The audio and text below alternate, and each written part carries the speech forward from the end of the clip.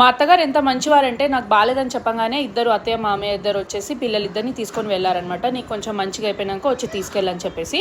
So ఇంకా నేను కూడా కొంచెం ఫ్రెష్ అప్ అయిపోయి కొంచెం మంచిగా ఫీల్ అయిన తర్వాత చాలా హెడేక్ ఉండే అనమాట.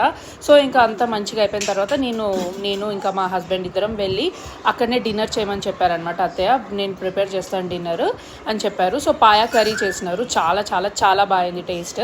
ఇంకా మేము వెళ్ళంగానే అత్తయ్య సర్వ్ చేస్తున్నారు, నాకు అత్తమ్మకి మామయ్యకి అందరం కూర్చొని తింటున్నాం అనమాట.